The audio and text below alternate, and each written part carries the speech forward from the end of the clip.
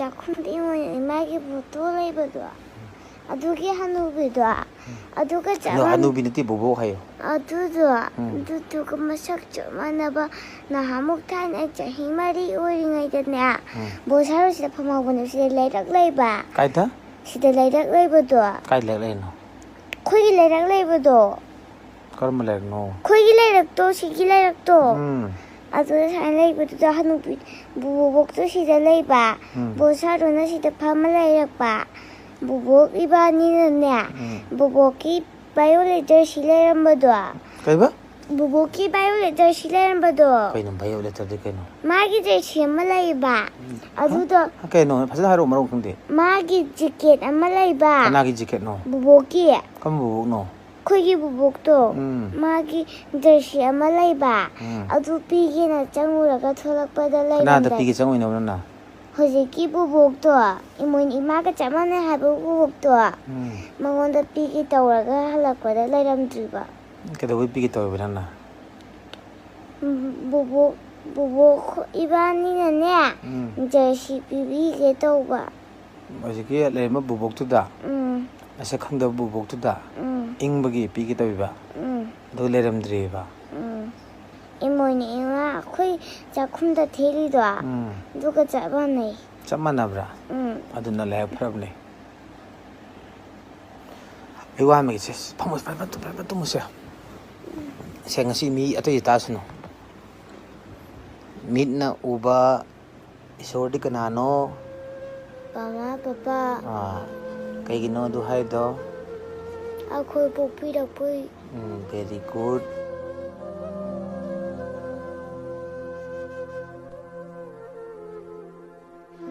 papa mama na pom daga ding asi akoina uriba punsi sida sangsar sin u phangoi ko aduna min no ba isor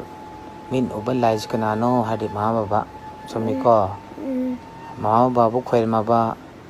mama baba bu nusiraba mama babu ngak na chatlaba tau thabot mai pak tu khangbra adugi makha tawa myam ne isor na khoirmi myam se myam lai na khoirmi myam se asini kai gino khangbra nang mai pak na bagi dagi ti aphaba oina ba dugumbagi to isor ji loina mana mandabra manati kama khinari bharo amana Lucky amana atobagi makhal mayam ki le kaino makhal mayam du kemati mai magine matom gi matung ina ne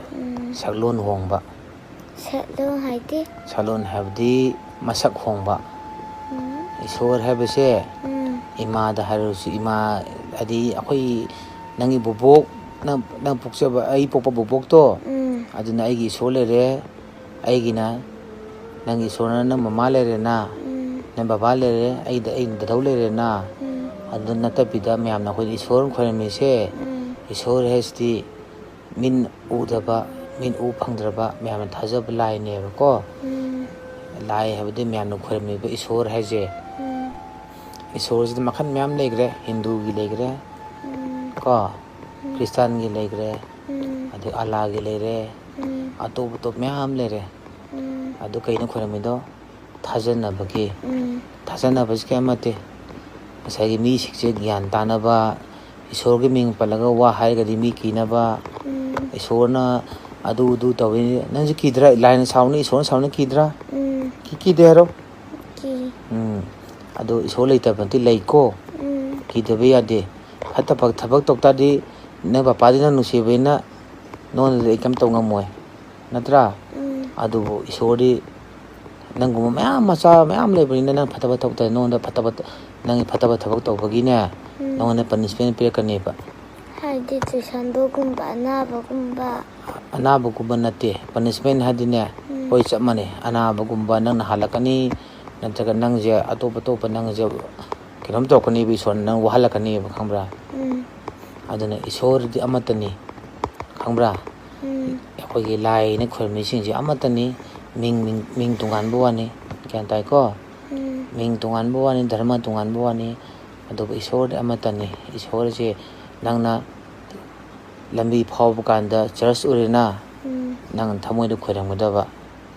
nang lambi phau kanda nang na akhoi masjid urena akhoi alagi nang thamoida khoirangmadaba do kangla ubota su khoiramdura kangla ubu khoirangmadaba kanda isor amatane akhoi lai habise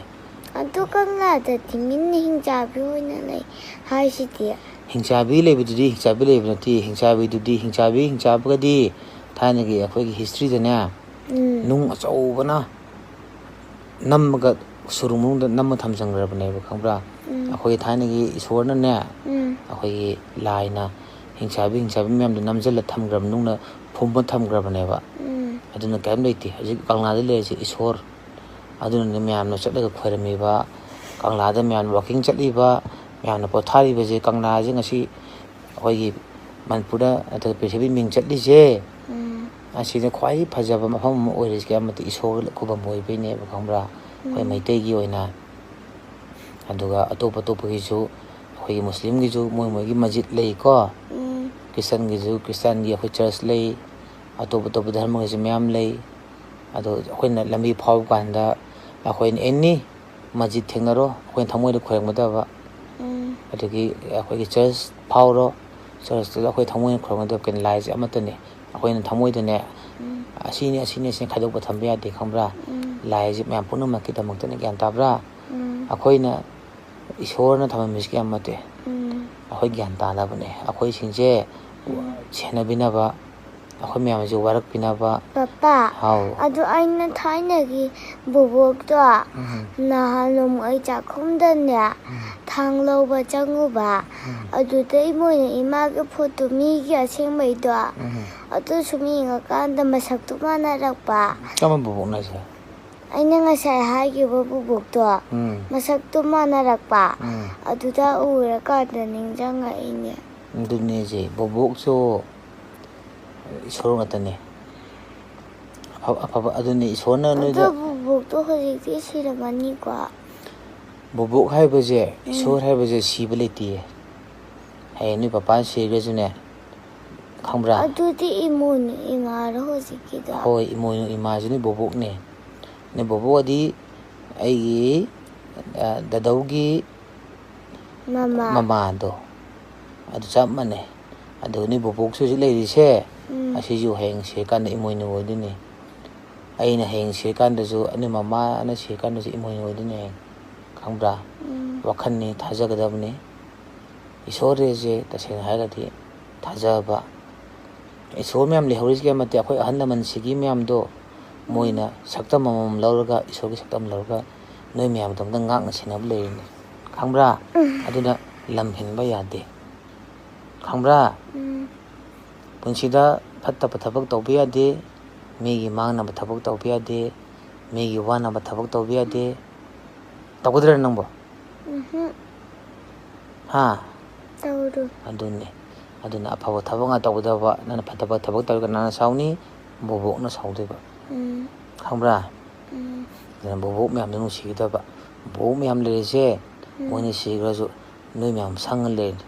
ai isu myam je kamai tawri kari wali kari chari kari thaina ngasi nang na chaksa phangiba ne papa na wana chatlaga su ne myam gi chan thakna puri myam je ne bobong na sanga bibi re ni aduna khoi cham chari ji khambra aduna isore je tasena haragodi akhoi ahal man sigi ba myam do ahal na de khambra bobo khoi myam do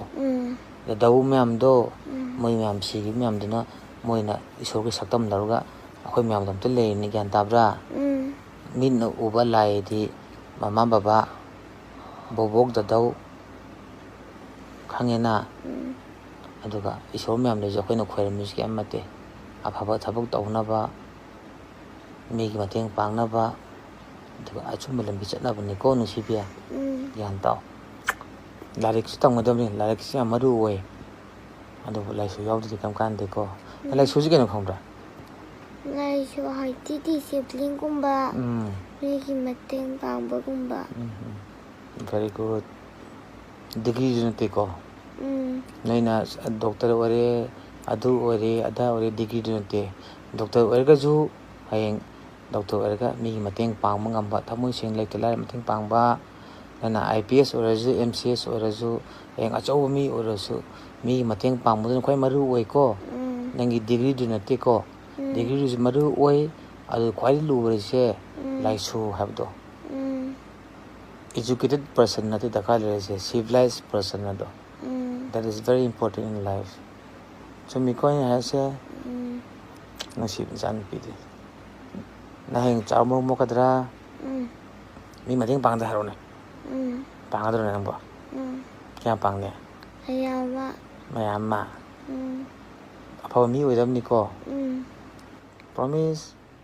pacho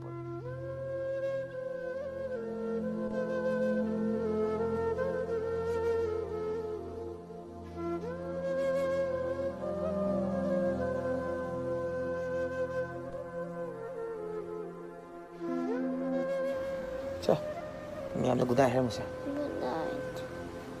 I love you all, Hermes. I love you all. Bye bye.